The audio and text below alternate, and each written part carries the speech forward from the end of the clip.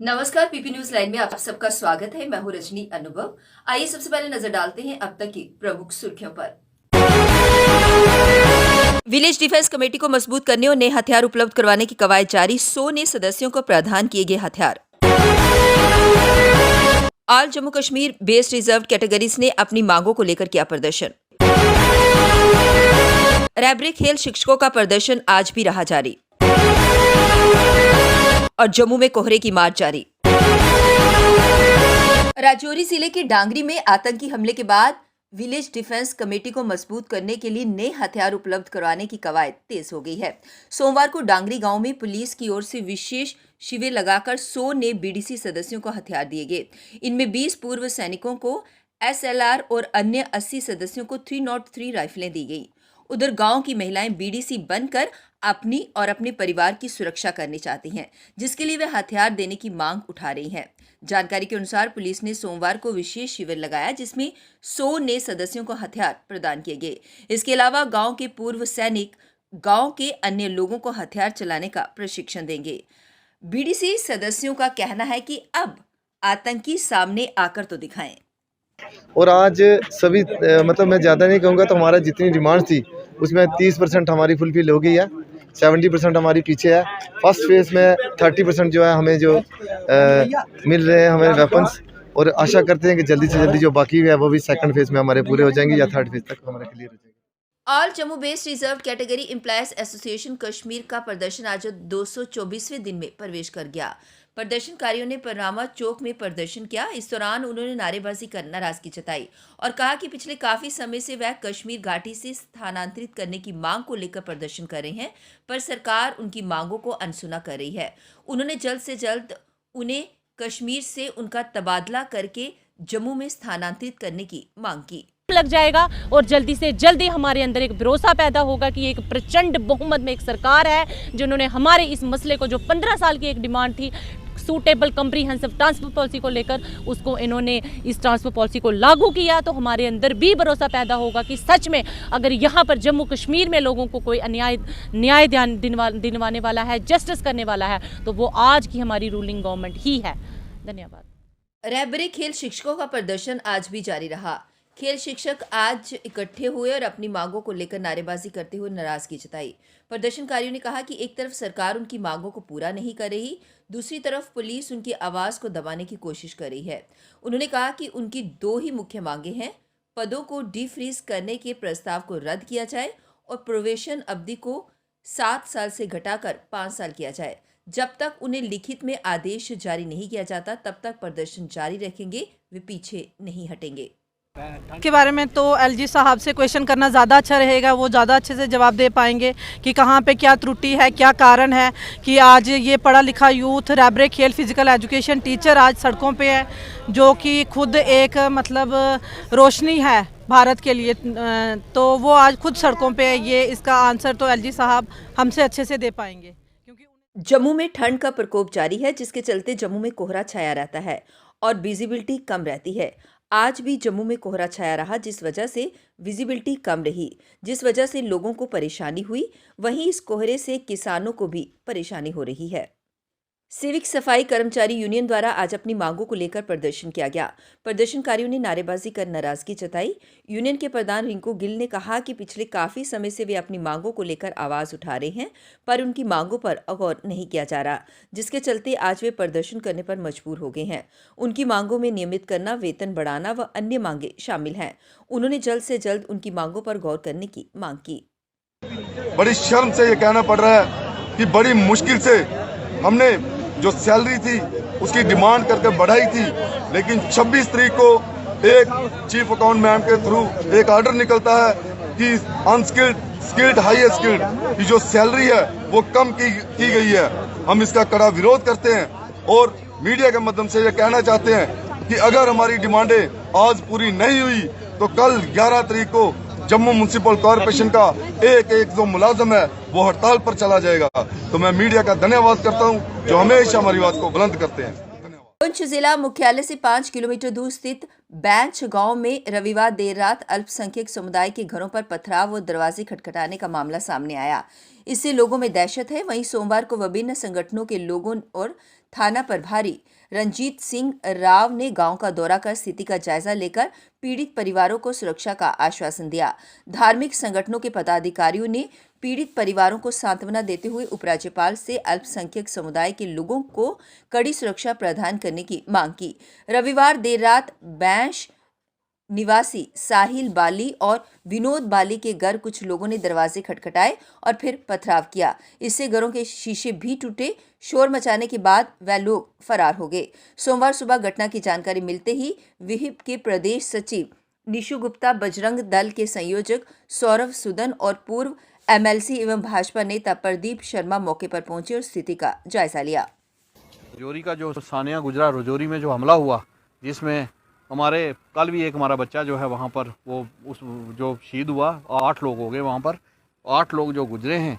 तो मुझे लगता है कि कुछ लोग जो हैं शरारती नस्ल हैं, उनके हौसले जो हैं वो बुलंद हो गए हैं।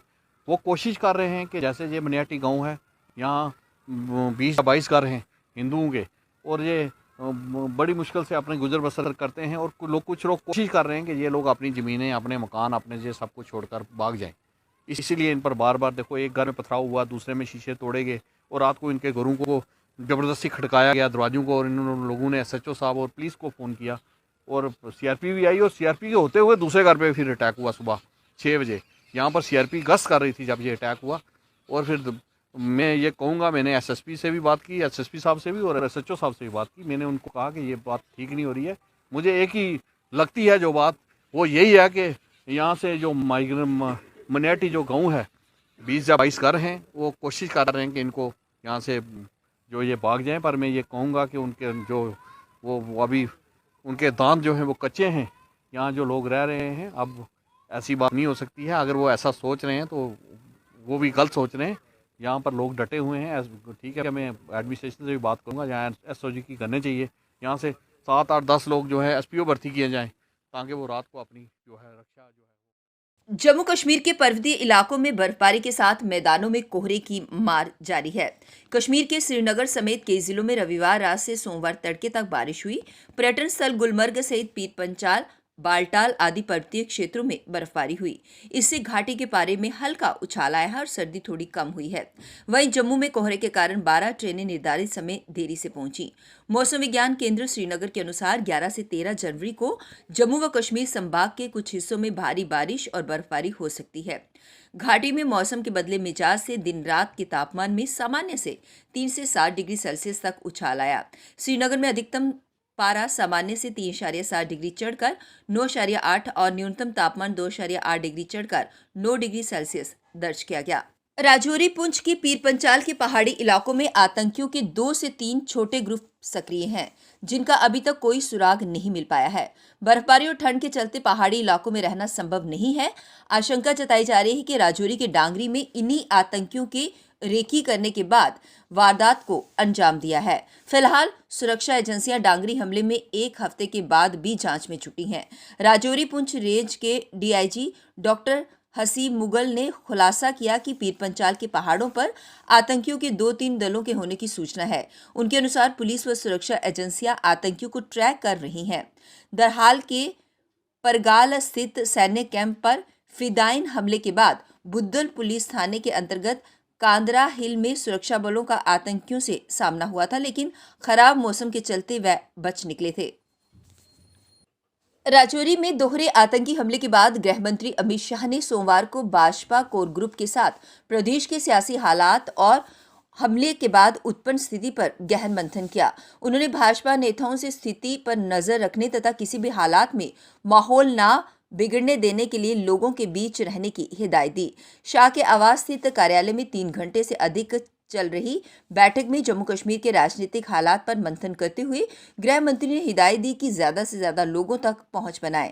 सरकारी योजनाओं का न केवल व्यापक प्रचार प्रसार किया जाए, बल्कि लोगों को इसके लाभ भी सुनिश्चित किया जाए। प्रदेश भाजपा के नेताओं ने राष्ट्रीय नेताओं को राजौरी में आतंकवादी हमले के बाद उत्पन्न हालात व सुरक्षा परिदृश्य, प्रधानमंत्री रोजगार पैकेज के तहत कश्मीर घाटी में नौकरी कर रहे कश्मीरी पंडित कर्मचारियों को सुरक्षा को देखते हुए उन्हें अस्थायी तौर पर जम्मू में शिफ्ट करने पर भी बात हुई। अब वक्त हो चला एक ब्रेक का, मिलते हैं ब्रेक के बाद। मजबूती की पहचान ACC cement, Messrs Bishandas Jaswal and Sons, authorized stockist, ACC Cement, 45 Transport Nagar, Jammu. रंगीन खबरों की परत दर परत होता है तबसरा, थोड़ा बयां करता है खबर के पीछे की कहानी। तीर पंचाल से सब कुछ दिखता है।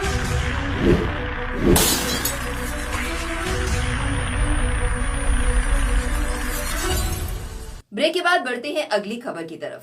साहिल सारंगल आईपीएस ने कुलगाम के पुलिस अधीक्षक का पदभार ग्रहण किया। जिला पुलिस कार्यालय कुलगाम में उनके आगमन पर नए एसपी कुलगाम का एटीएल द्वारा स्वागत किया गया। एसपी कुलगाम शब्बीर अहमद के अलावा डीएसपी मुख्यालय Kulgam, DSP DAR Kulgam, DSP OPS Kulgam, DSP PC Hatipora और अन्य अधिकारी कर्मचारी मौजूद थे।